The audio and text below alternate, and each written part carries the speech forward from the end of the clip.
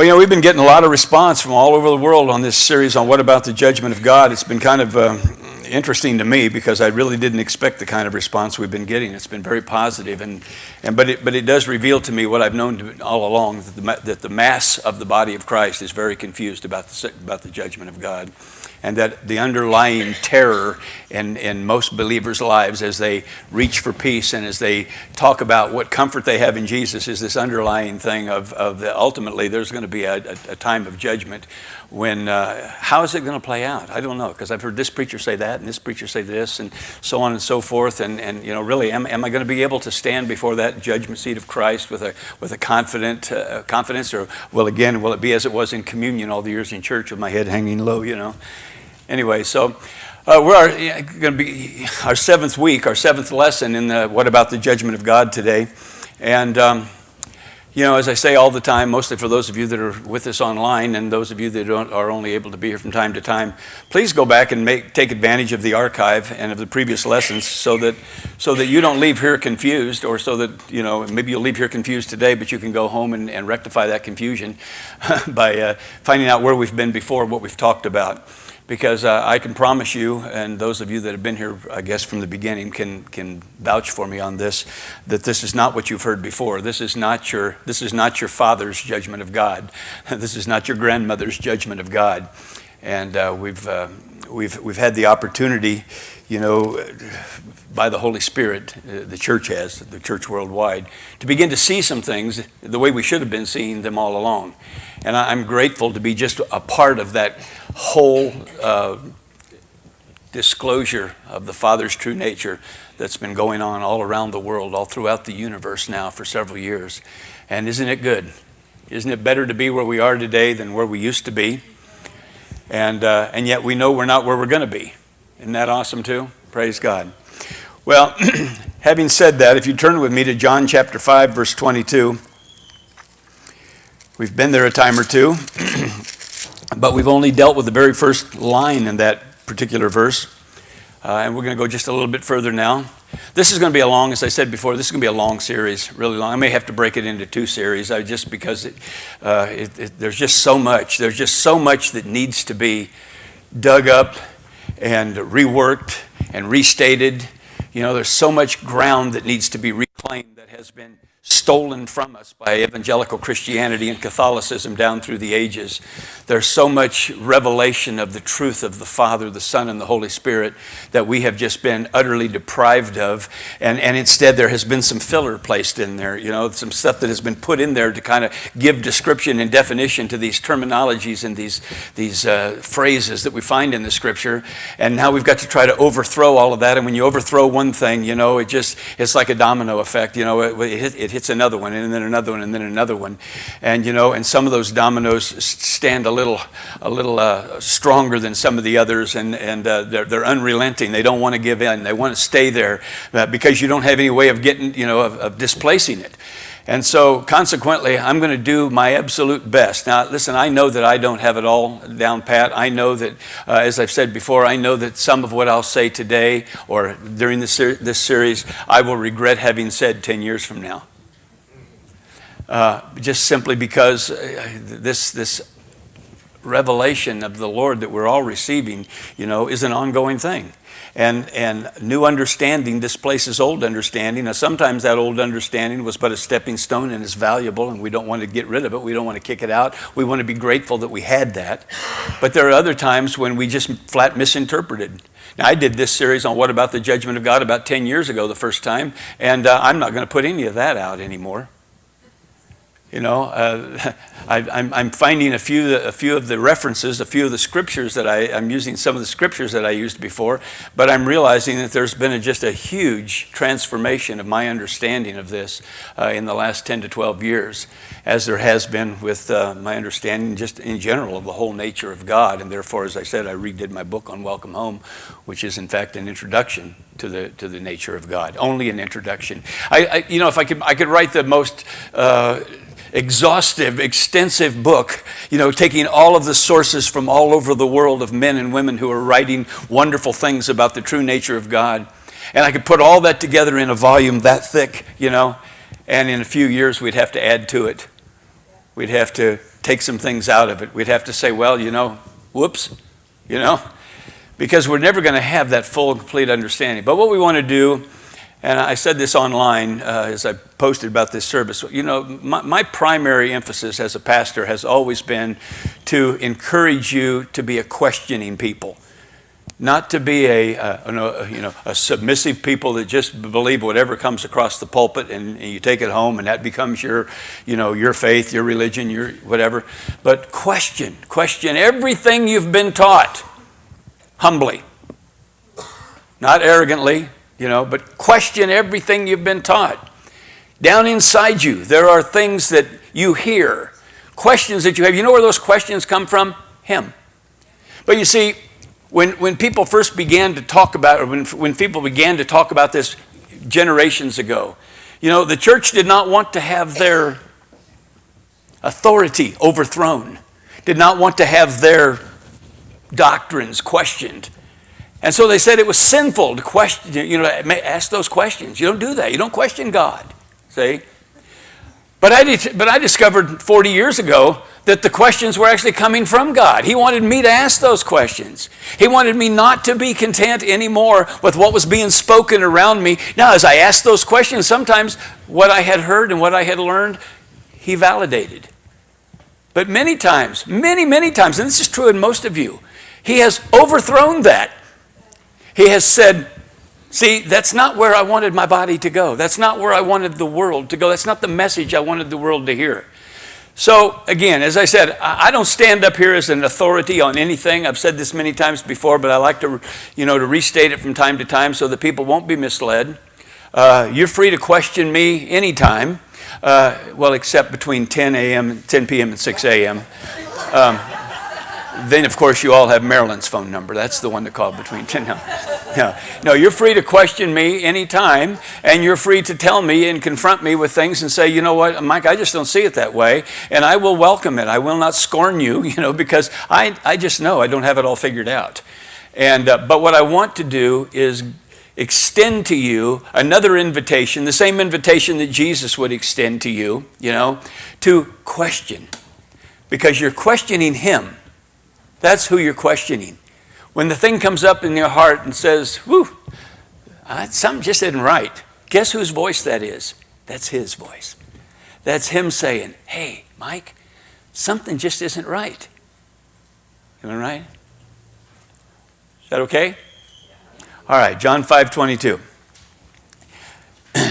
For the Father judges no one. Many of the Greek translations say after that, not even one. For the Father judges no one, not even one. Not even one. But has committed all judgment to the Son. Now, within a few verses here, we see the word committed, we see the word granted, we see the word given being used in our English translations. It's always the same Greek word. So committed, granted, given. We're going to see those words. But I'll just say that now. So it says, for the Father judges no one, not even one, but has committed all judgment to the Son. Now, we've been here before, and remember that I said to you then that Jesus is speaking here to a mythologically influenced Judean audience. See, and what he's doing here is he is dismissing the myth of punitive, retributive, vindictive, violent judgment. He's not saying that the Father makes no judgments at all, because remember, the word judgment really speaks to making decisions and determinations and decrees and declarations. And certainly the Father does that. He speaks over you on a regular basis. I know that, see? And so Jesus isn't saying the Father just doesn't have any judgment at all. He's like an idiot in the corner. See, that's not what he's saying. He's speaking to this audience, which sadly the church resembles still today. We still resemble that Judean, mythologically influenced audience that Jesus was speaking to here. But Jesus is about the business of dismissing the particular myth that their God judges them punitively, retributively, vindictively, violently, in other words. He's saying this has no part of my Father. No part of the Father. The Father judges no one, not even one. Isn't that interesting? And at the same time, he's disassociating, and you'll understand this more as I go in today. I referred to it a little bit last week, but he's disassociating judgment from any historical event, or action on the part of the Father. And again, that'll become a little clearer to you momentarily. But let's go back to this first statement. For the Father judges not even one. Now, if the Father judges not even one, vindictively, punitively, retributively, okay? If the Father judges not even one, wouldn't that also apply to Jesus? Not even one, right? No one. Was Jesus a one? Jesus was a one. He was the supreme one, wasn't he? And so we need to understand that if the Father judges no one in the particular way in which Jesus was referring here, okay, then that would also apply to Jesus, right? So then what does that suggest concerning our common evangelical theory that the Father punished Jesus for the sins of mankind as a means of purchasing forgiveness? Now that's really it in a nutshell, isn't it? Isn't that what we kind of grew up with? And you could add a few little tributaries here and there. But my question to that is, first of all, where does the creator of the universe, the Father of all mankind, where does he purchase forgiveness? Who has it on a shelf for him to buy? Does he not already have? Is this not him? Is it something he purchases, or is it him? Right? So anyway, so if the Father judges not even one, then we need to first of all decide that also would speak to Jesus, and therefore that eliminates any consideration of punitive, retributive judgment being placed by the Father upon Jesus in your behalf in order to purchase something that apparently didn't exist until Jesus died. Right? Okay. And then also, how does that affect our interpretation of the rest of this verse 22 and verse 27? The rest of verse 22 is what? But has committed, given, or granted all judgment to the Son. So how does it affect that interpretation? Or down in verse 27, and has given him authority, referring to the Son, has given him authority to execute judgment. Now you see, in light of the way we've been taught, we would say that has committed all judgment to the Son means that he is going to lay all judgment upon the Son so that it won't have to be laid upon you. But you see, the problem with that is that denies the not even one statement. Because Jesus is a one, first of all, right? And so you see, we have wrongly interpreted even little statements like this, but has committed all judgment to the Son. We don't even know what that means, because we have that in a retributive justice mentality in the back of our mind. We believe, you see, that God was the one that penalized Jesus in our behalf. And we thank him for that. We're grateful for that. We express, praise for that. Thank you for having, beat up on my big brother in my behalf. How stupid is that, right? But there we've been for many years, right? Well, here's the thing. Understanding this judgment that was committed or given or granted to Jesus, okay, as Jesus said there, requires the same understanding that Jesus gave concerning the Father. In other words, first of all, the Son judges no one, not even one. So he says the Father judges no one, not even one, but has committed, given, or granted all judgment to the Son. All right, now we need to understand this in the light of the same definition or whatever that he gave to the Father.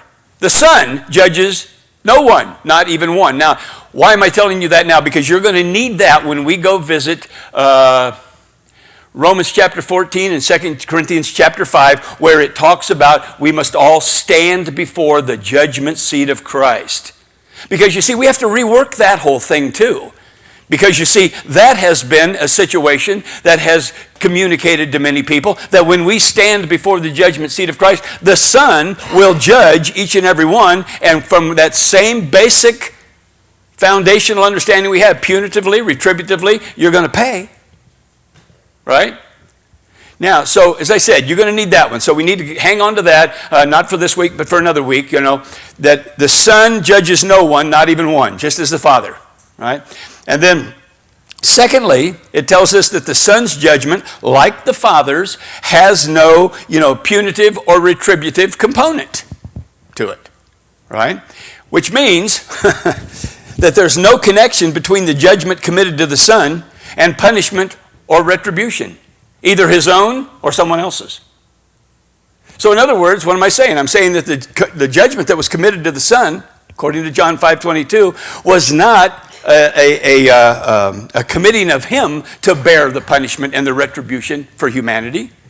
You say, you've already said that. I know, I'm going to say it a lot of times, a lot of different ways, because we've got to understand this, folks. We are locked in to some dangerous concepts, and I say they're dangerous because, first of all, they completely deflate us of joy at almost every turn when everything is not just smooth and perfect, you see.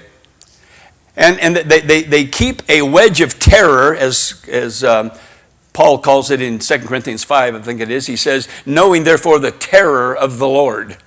And he's talking about that which has been embedded in humanity through this mythological concept of a God who punitively and retributively and violently judges his people, right? So we've got some stuff locked in there that needs to be pried loose. And so I'll do a lot of repetition on this, but I want to keep us going. All right, so anyway, so then if this is the case regarding the judgment of Jesus, as it is the judgment of the Father, then what's Jesus leading up to with these statements? Well, hopefully you were here last week, but we saw last week in Romans chapter 1, verses 16 through 18, we saw that Jesus was I'm going to use this terminology that I used last week, that Jesus Christ is the apocalyptic disclosure of Abba. The apocalyptic disclosure of Abba. Now, what we found over there was we were talking about the fact that Jesus is the gospel. That the gospel is Jesus. That whatever is spoken of Christ is spoken of the gospel. Whatever is spoken of the gospel is spoken of Christ. Jesus Christ is the personification of all biblical concepts. Grace, Jesus is grace. Say, he's not the one that brought grace, he is grace, right? He's not the one that brought salvation, he is salvation. For the gospel, for Jesus Christ is the power of God unto salvation, right?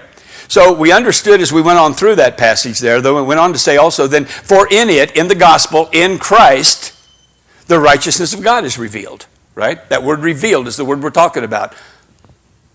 Apocalyptic. Okay, and then we went on in the 18th verse where it said, but we understand that it was in the gospel, in Christ, in other words, the wrath of God is revealed from heaven against all ungodliness and unrighteousness of men, and so on and so forth. And so we talked about that in great detail last week, but here's what I want you to understand again. We out of that, we were able to understand that Jesus Christ is, not was, but is the apocalyptic disclosure of Abba. Right? Now, and it's from that word revealed. Now, this is what that word means. To uncover, to lay open. Now, remember what we said last week. If you're going to uncover something, it means there's something under there, right? Okay. To unveil what has been veiled. It's there, but it's been veiled. Okay, to uncover, lay open, unveil what has been veiled or covered up. To make known what was before unknown. Now, did you hear those words in here, has been and was before? See? Now, I'm playing a little bit on those, but the definition says to uncover, lay open, unveil what has been veiled, letting us know that it's there, but it's been veiled. It's been there all along, right? Okay. So, in other words, apocalypto is to reveal existing truth, or realities, okay, that has been, but became unapparent to the mythologically influenced fallen mind. Right? So, truth that has been is truth, now listen to me, from everlasting to everlasting. That's the point we want to get to. We want to understand that Jesus is the revelation of the Abba from everlasting to everlasting. I mean, the Bible bears that out, right? We understand that, but we're using this word apocalypto for a reason.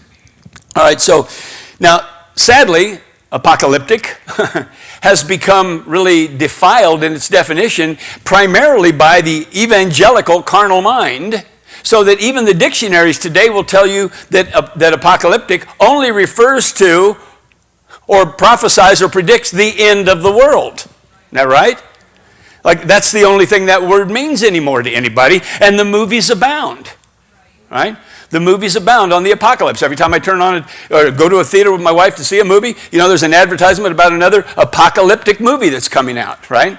And so the word has lost its meaning to where it now only looks into our future. And have you ever seen the advertisement for a movie concerning the apocalypse that was peaceful and wonderful and encouraging and exciting in the sense of, oh, it's going to be so nice there, right? No. Some robot just destroying people, usually. But anyway. But listen, as the Greek definition confirms, apocalyptic speaks as much to the beginning as it does to the end. See, that's what's been cut off. Now the dictionaries just say apocalyptic only has to do with the end of the world. See? Well, as I said, the Greek definition speaks as much to the beginning as it does to the end, and really, actually, as the beginning being the foundation of the end. What's he mean? Now, obviously, and certainly, the apocalyptic, does refer also to the end. That the end is included there in the word apocalyptic, but listen to me carefully. As a mirror image of the beginning. As a mirror image of the beginning. That's why I said about those movies. Have you ever seen one that you would have said, I looked upon it and it was very good. I saw all that was to be revealed and it was very good and I rested. No, I didn't. The body of Christ is full of fear.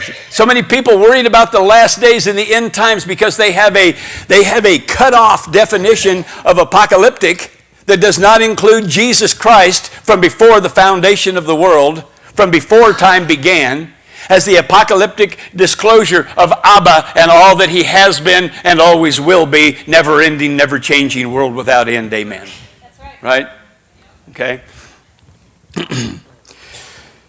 In other words, apocalyptic suggests the never-changing nature, activities, and provision of God. Now, if you'd go with me to Isaiah 46:10, we'll put this into we'll see this in a passage of Scripture. Isaiah 46:10. Here's what it says. You probably all know this one. Declaring the end from the beginning. From ancient times, the word declaring there should be understood. So again, we'll put it in there. Declaring the end from the beginning, declaring from ancient times things that are not yet done. Saying, my counsel shall stand. That word stand there means persist, endure, maintain itself, be fixed. We're going to comment some more on it. And I will do all my pleasure. This word means desire or will. So let me do this again, all right? So he says, declaring the end from the beginning. Declaring from ancient times things that are not yet done, saying, my counsel. Now, but listen, my counsel from where? My counsel from the beginning, my counsel from ancient times, right? Shall persist, endure, maintain itself, be fixed, and I will do all my will. Right? Sounds like Ephesians 1:11. He works. He works all things according to the counsel of his will. It's all about him. I thought it was all about me. Come on. Declaring the end from the beginning, all right? So we could say it this way, and you may say I'm taking a bit of a liberty. I don't believe I am, really, to be honest with you. You could say declaring the end to be the replica of the beginning. Because that's what he's saying, declaring the end, how it'll be from what you've seen. Is that right? How it'll be from what you know now to be true. Not a single one of those movies represents that. But sadly, the more important thing is, like I said, they got that from the evangelical carnal mind, right? This whole apocalypse, end of the age thing, this whole late great planet Earth, left behind stuff. All of that came from this carnal comprehension of apocalyptic, not realizing that Jesus Christ himself is the apocalyptic disclosure of Abba, Father. Actually, of Elohim, Father, Son, and Holy Spirit. Jesus is the apocalyptic disclosure. Not just the way it's going to end in horrible fire and brimstone, because that's not even what we're going to discover. I just shook some of you. But anyway, not because it didn't free you from the idea that it won't happen to you, but because you wanted it to happen to some others. I'm glad I'm off of the hook, but Fred? Yeah, right. So we have, and you might think I'm just trying to proof text here, but I did it. I don't remember where it was, or I'd tell you where it was, but I did a teaching out of this Isaiah 46:10 a few years ago, and I'll tell you what, there's a plethora of information that, yes, would proof text, but I tell you what, when you put it together with the context of the revelation of Jesus Christ, you realize that's exactly what's being said. So this is not the only verse. I just picked this verse out to use today to kind of highlight the situation. But anyway, so we have Jesus Christ, the apocalyptic disclosure of the Father, laying open, unveiling, uncovering, all that always had been and will be, right, but had become veiled by sin consciousness. Okay? Now, we also said that Jesus Christ is the relational communication of Abba. Now, I'll take a step backward just quickly for those of you that weren't here. And I won't go into all the depth I have, but righteousness, the word righteousness, is rooted in relationship. We always say righteousness means to be in right standing with God. The reason we say that is because righteousness is rooted in relationship, not in behavior. All right? And so when it says that Jesus is the righteousness of God, that Jesus is the righteousness of God revealed, it's telling us that Jesus is the righteous judgment, or that Jesus is the relational decree. He is the relational determination and decree between Abba and mankind. He is that. Okay? He doesn't provide that. He is that. This is what it is. Nothing else, nothing more, right? And so we said also that Jesus Christ is the relational communication of Abba to mankind, as opposed to, now listen to me, as opposed to the evangelical model, which is what? That Jesus Christ is the judicial communication from Abba to mankind, providing legal resolution of man's sin. See, that's the evangelical communication, okay? But Jesus Christ is not the judicial communication. Boy, I know that's hard for you to swallow. But Jesus Christ is not the resolution, what did I say, the legal communication or the judicial communication of Abba to man. He is a relational communication. Hope you get that, right? So applying this, to our present series, we should be realizing that Christ is the gospel is Christ, Christ is the righteousness of God, or synonymously, he is what? The righteous judgment of God. Now listen, here's the thing though, from before time began. That's the critical part here.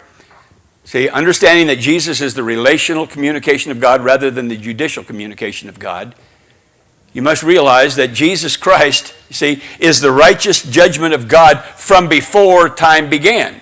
Isn't that right? From before time began. And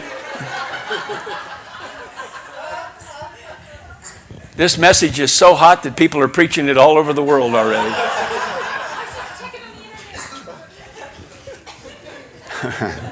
My wife can't look me in the eye, so she watches me on the internet.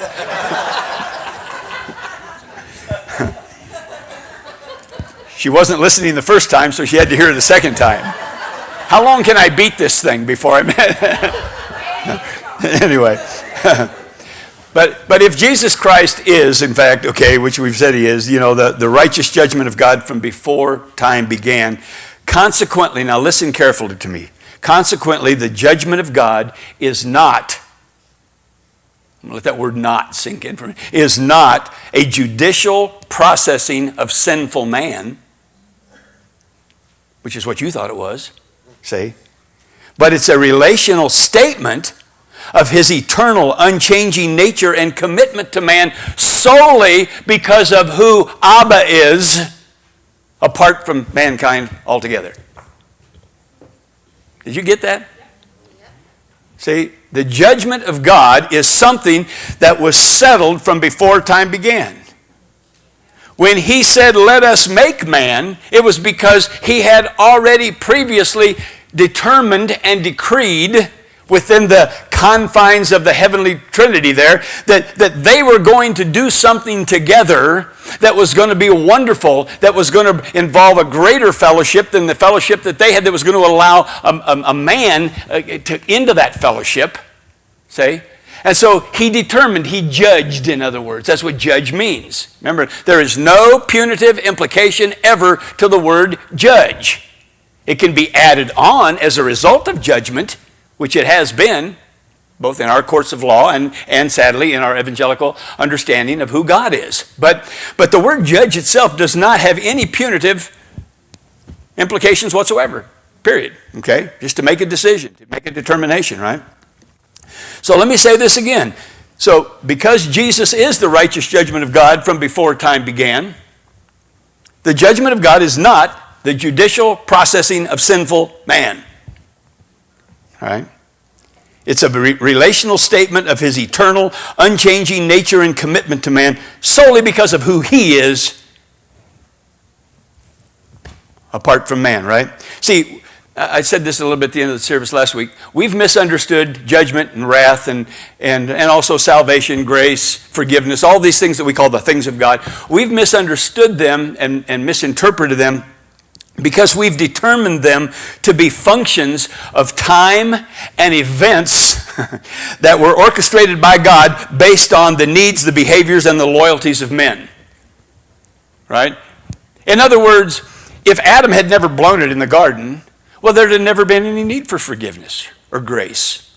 See, there wouldn't, because it was the need of man that created something that God had to respond to. That's the idea. In other words, here's our story. Again, very much condensed, but here's our story, the evangelical story. Man turned his back on God, became disloyal to God, creating a need for redemption.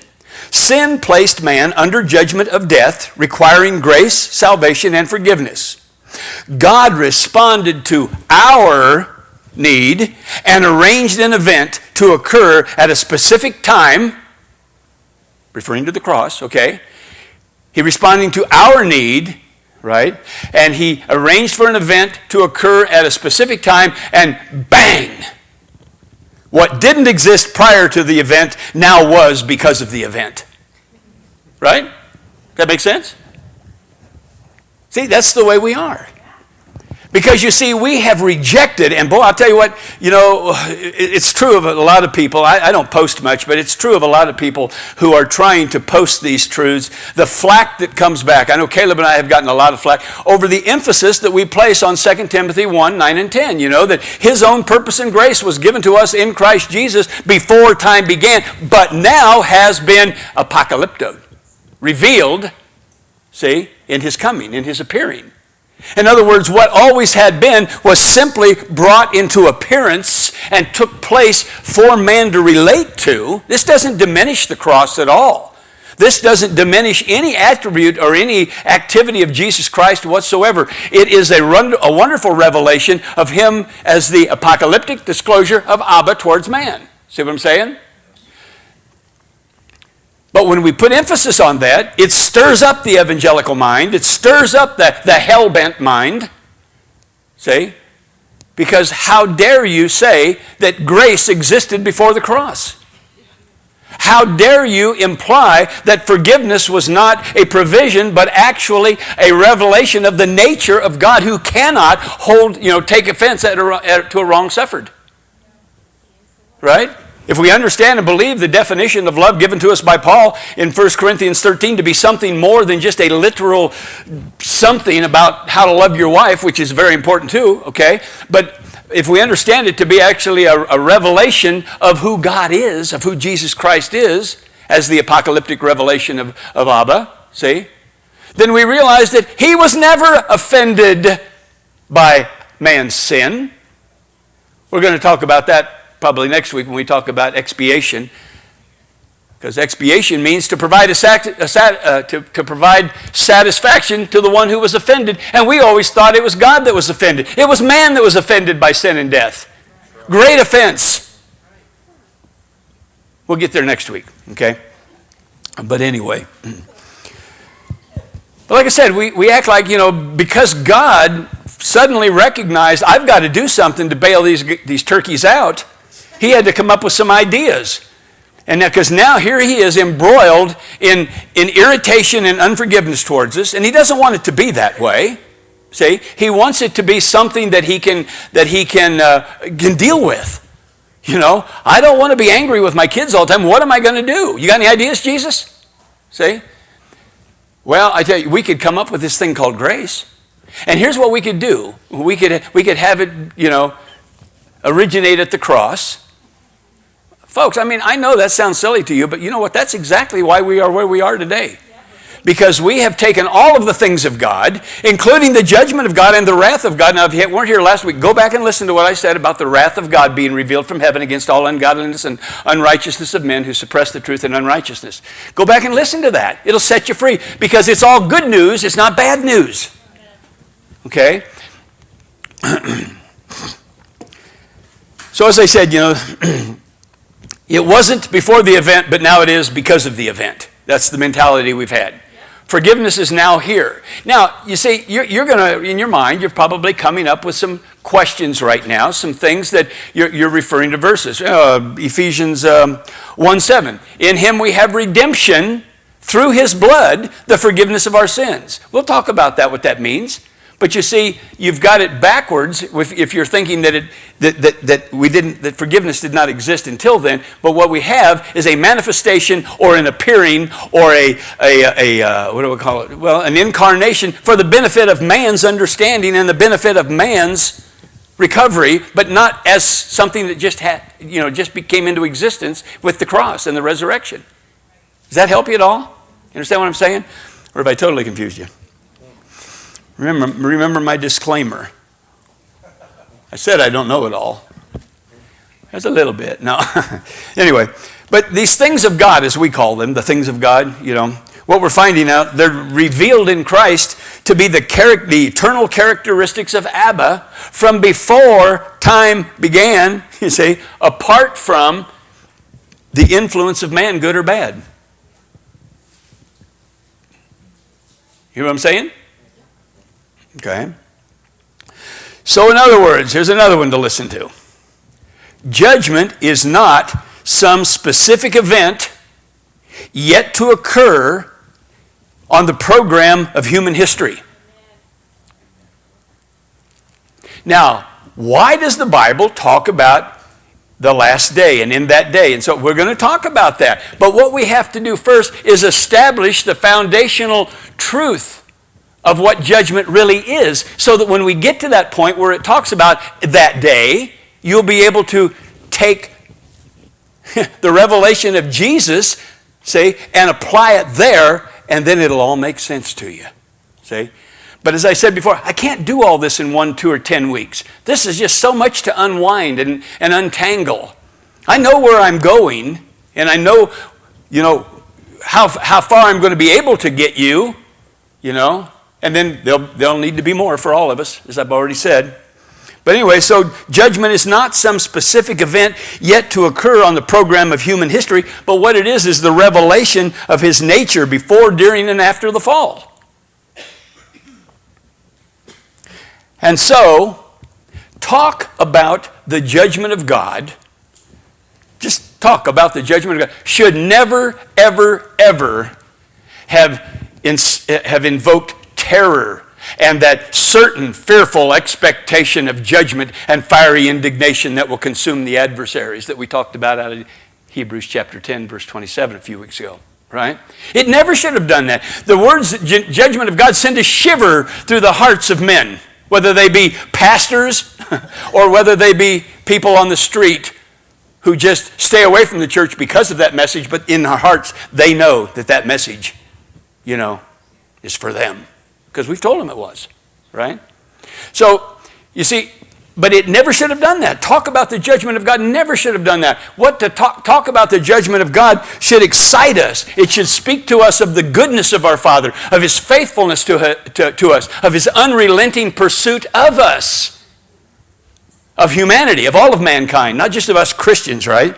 of his commitment to us. See, that's what the judgment of God should say. It should say, I love you. I'm faithful to you. I will never leave you nor forsake you. You know, I'm totally committed to you. I will pursue you. If you make your bed in hell, here I come.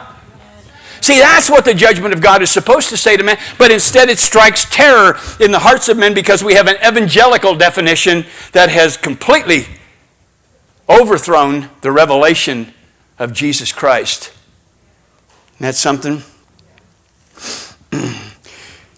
You know, in Romans 1:18, you know, we discover, you don't need to go there again, but the apocalyptic disclosure of Jesus, it says, is revealed from heaven. Remember, it said the wrath of God is revealed from heaven, but we did enough work to show that that's referring to Jesus as the wrath of God. What? Yeah, so if you weren't here, go listen to it because it's good news. Say, Jesus is the gospel, the good news all the way around. But we see that it says here that the apocalyptic, boy, it's hard to say after a while, apocalyptic disclosure of Jesus is revealed from heaven.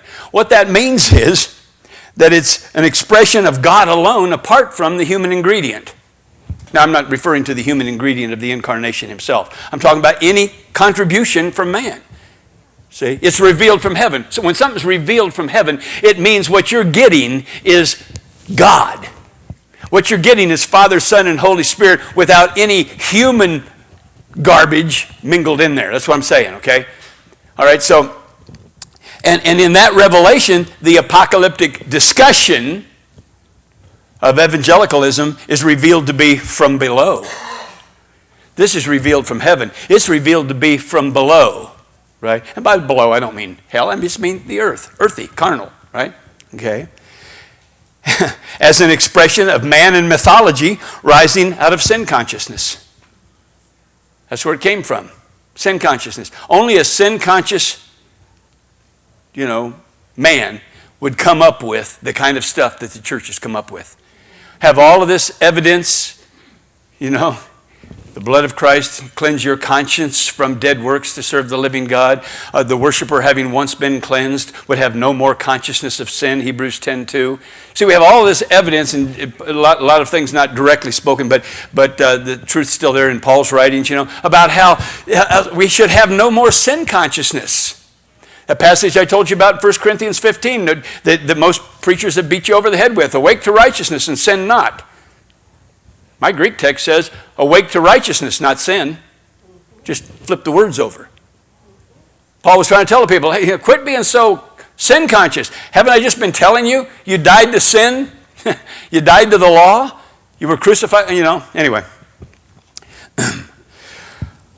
All right, so if you go with me to John chapter 9. John chapter 9, we're going to first of all jump down to verse 39, and then we're going to deal with a little bit more of the chapter previous to that, because this chapter is one complete story. John chapter 9 and verse 39, Jesus said, "For judgment I have come into this world." Now, what did we hear over in John chapter 5 as he began to introduce the whole concept to them? I know that John really wasn't chronological, but I'm going to act like it was. So I don't know when these things were said in the chronology of his ministry. But here we have in John 5:22, the Father has committed all judgment to the Son, right? And then we follow a few verses later that the Father has given the Son, him, the authority to execute judgment. And now we find that Jesus gives us a little more definition of what that commitment was all about, what that gift was all about. He said, "For judgment I have come into this world." Now look at this. "That those who do not see may see, and that those who see may be made blind." Jesus and his double talk. How confusing can you get? What is Jesus talking about here? Say, what's he referring to? Well, he's talking about setting the record straight on the whole matter of judgment. He said, "For judgment I've come into this world," right? And then he tells us about it. "That those who do not see may see. That those who see may be blind." Now, what have we been talking about? We have been talking about Jesus as the, what's the word again? Apocalyptic, sorry, thank you. I'm glad you were listening to me over there. Apocalyptic disclosure of God, disclosing to us what always had been, enabling us to see what always had been, right? And so now Jesus said, "For judgment I have come into this world, that those who do not see may see," may have a revelation of what's right, "and those who see may be blind," okay? So what he's talking about is this whole thing that we've been dealing with, right? He's talking about setting the record straight on the whole matter of judgment. In other words, giving true apocalyptic understanding to their idea of the judgment of God. See, this is what was committed to the Son, right? This was the authority he had been given to execute judgment. In other words, the authority to implement, that's what execute means, to implement true apocalyptic judgment in the dismissal of their time and event-centered judgment. They had a time and event-centered judgment. You know what that was? The Mosaic Exodus.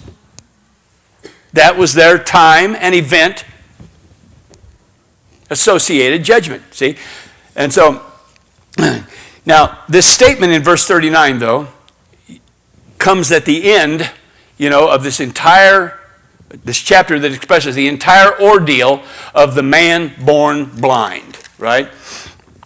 All right, so this chapter begins, with the presumption of his blindness as righteous judgment for the sins of his parents, or possibly even his own sins in the womb. Did you ever stop and think how stupid religion gets? Read it. Look at this. And now verse 1. Now as Jesus passed by, he saw a man who was blind from birth. And his disciples asked him, saying, Rabbi. Now, see, they asked him out of their theological understanding. As limited or as broad as it might have been between the 12 of them, I don't know. But anyway, his disciples asked him, saying, Rabbi, who sinned, this man or his parents, that he was born blind? Now, in order for this man to have sinned, to be born blind, he had to have something going on in the womb. You know what I'm saying? But apparently, that was something that was accepted. Now, some theologian that might watch this later on, some intellect, maybe even Caleb, will come along and tell me, Dad, that's not what that meant. But right now, that's what it means to me. It means to me that they thought he might have sinned before he was born, and so consequently, he had to be judged by God and born blind, right?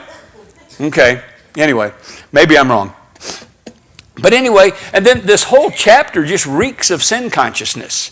9 times the word sin or sinner occurs in this interaction between Jesus and the disciples and the man himself and the Pharisees, and then Pharisees and Jesus. So 9 times the word sin or sinner shows up in this chapter. So this is about sin consciousness. And in verse 39, he says what? For judgment I have come into this world. I've come here to set the matter straight on this whole concept of judgment because you've all got it wrong.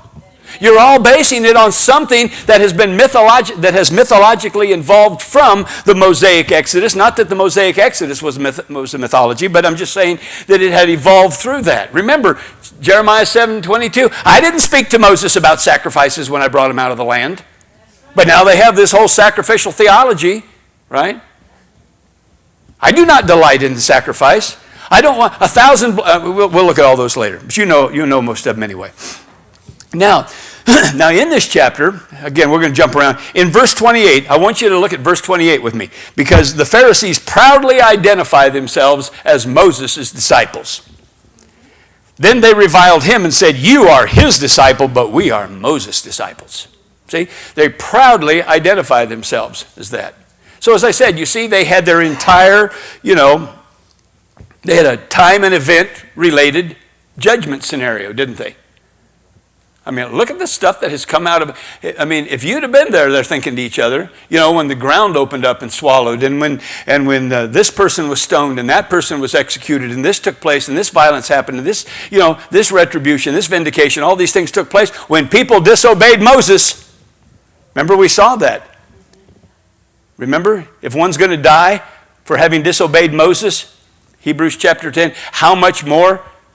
How much greater punishment do you suppose? Do you suppose? Do you suppose?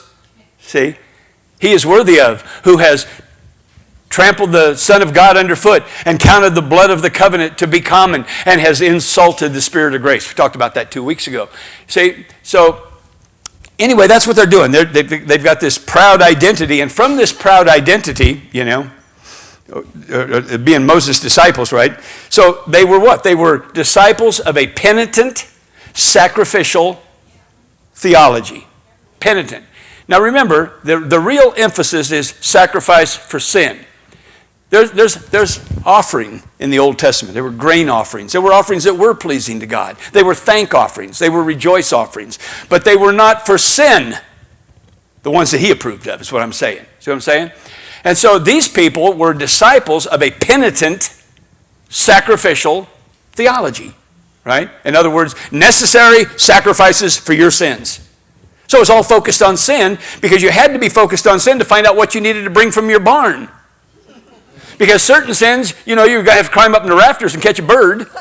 There were other things. I don't know. I don't even understand it all. So, I don't know if sometimes it's a bull, sometimes it's a goat, sometimes it's who knows? Just get whatever's out there. In the first 3 years Marilyn and I were married, I emptied all my livestock. Yeah, we had a little bit of a trouble getting started, and so every time I sinned against Marilyn, I was back down to the barn. And pretty soon there was nothing on the fields, nothing in the barn. I'd sacrificed it all, see? And I still wasn't better. Still wasn't better. It took Jesus to make me better. Isn't that something? But anyway, and from their proud identity, they had discerned some things. Look at verse 16. Therefore, some of the Pharisees said, "This man is not from God, because he does not keep the Sabbath." Others said, "How can a man who is a sinner do such signs?" And there was division among them. So out of their proud identity, they had been able to discern that he was not from God and he was a sinner, in this case because of an omission, because he did not observe the Sabbath. Sound familiar? Now, it could be a commission, but in this case it happened to be an omission.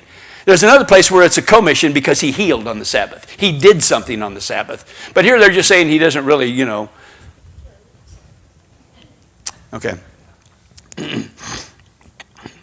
Anyway. Well, I guess he healed on the Sabbath here apparently because that's what the whole thing was probably about. I don't know. But anyhow.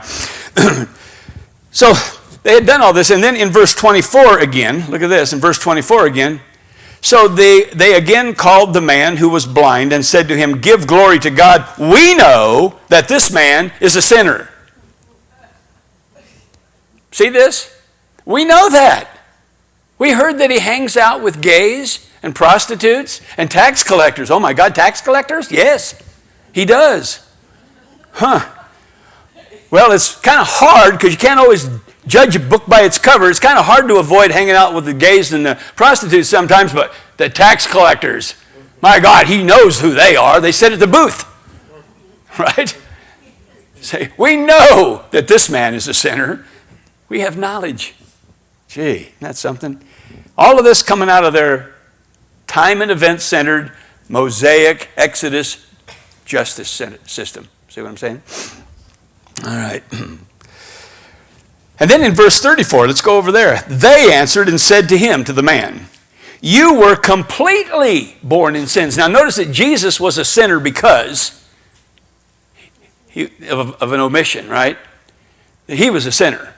But he was not completely born in sins. This guy was completely born in sins. So this isn't the born in sins thing that evangelical Christianity has tried to put on you all of your life. This is something different. This refers to their whole judgment theology once again. See, this confirmed really their agreement with the disciples' presumption, see, that this guy was completely born in sin, as evidenced by what? The fact that he was born blind. This is what really sealed the deal. He was born blind. This birth defect obviously was a result, to them, obviously was a result of the judgment of the God of their Moses. Yep. Not of your God, folks, but of the God of their Moses. See? Obviously, why else would he be born blind? Why else would he be, there's a birth defect? See, and it's still the same in the church today, one way or another. People don't know what's wrong with you when you have a child that's not born natural. I mean, within the church. Now, the world outside is compassionate. And they feel for you and they don't stay away from you, It's like this precious lady, when her daughter was murdered, the church she was in stayed away from her and her husband, avoided them. Something must have been wrong with them. How in the world could these people not be of God and not be sinners? And their daughter was murdered. Isn't that sad? I mean, that's an extreme case, but you know what? We all do that. I mean, we don't all do it anymore, but I'm saying we've all been involved in that kind of thinking.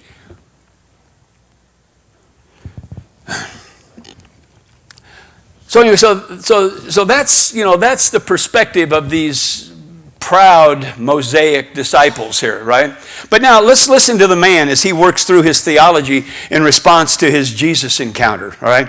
Go with me, first of all, to verse 25. He answered and said, whether he is a sinner or not, I do not know. So he's not totally convinced, really, that Jesus is a sinner. He said, this is what I do know. Though I was blind, now I see, right? All right, now go on down to verse 31, though, as it all continues. Now, this is still the man speaking back to the Pharisees.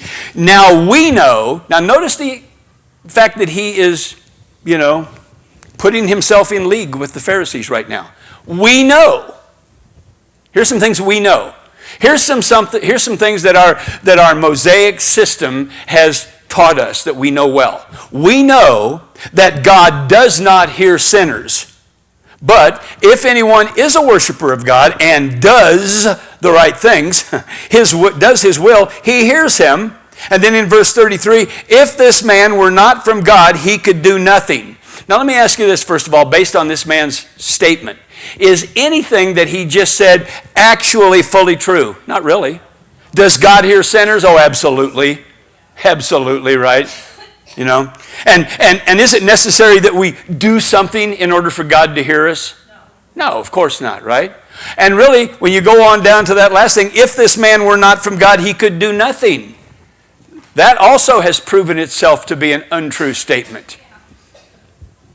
I mean, just take the simple natural things like healing. My God, there are people all over the world who would never name the name of Jesus Christ, who are healing the sick and raising the dead. Why? Because God loves mankind no matter who he's ministering to and through. See what I'm saying? God's commitment to us. The judgment of God is that I'm committed to you. I love you. I'm faithful to you. I don't care what God you've acknowledged or disavowed. I love you. That's all there is to it. See?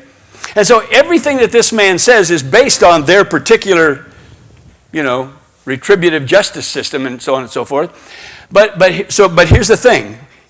Within the confines of his own damaged theology, he begins to reason. That's what we see happening here.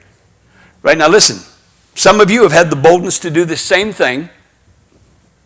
Begin to reason from within your own damaged theology, right? And it's paid great benefit, hasn't it? Great rewards, as it does for him. So as I said at the beginning, question. Reason with who? With him. Come now, let us reason together. And the beautiful thing about reasoning with God is that what he's going to do is tell you how it is. He's not interested in how you think it is. He's interested in you knowing how he thinks it is for your benefit. Or how it is, from his perspective. So here this guy is, he's beginning to wrestle with his own damaged theology, and he's thinking there's something wrong here, there's not everything right. And so he's obviously, first of all, because he puts himself in league with them, he's saying these are things that we know to be true. God doesn't hear sinners, and if a man does God's will, is a worshiper of God and does God's will, then God hears him. Say, he can ply God just a little bit, get in there where God will listen and say, okay, I'll give you my ear for a minute, And if he wasn't from God, he couldn't do anything anyway. Well, see, none of that's true. That's all mythologically induced deception in the Mosaic system that they had, in the Hebrew system, right? All right, so he's obviously then, a victim of their theology of sinners. Well, you've been there. You've all been there. You've been a victim of the theology of sinners. Isn't that right? But Jesus, what's happened here is Jesus has stirred up inner conflict regarding God's dealings with man, because that's what this is all about. He has committed all judgment to the Son. He has given me the authority to execute judgment. For judgment I have come into this world, he said. In other words, I'm here to stir up some inner conflict, and that's what took place in this 9th chapter. I'm here to stir up some inner conflict, in those places where you've been settled in deception. I'm going to stir some stuff up so that you begin to ask some questions. As I said to you a while ago, folks, that voice inside that says, something's not right here, that's his voice. Please listen to it. Don't say, I rebuke you in Jesus' name. He said, you're rebuking me in my name? Now, please listen to that voice when it says something isn't right here. Because I'll tell you what, that's where truth is coming from in this world today, is men and women who are having the gumption to say, I think that's you, Lord.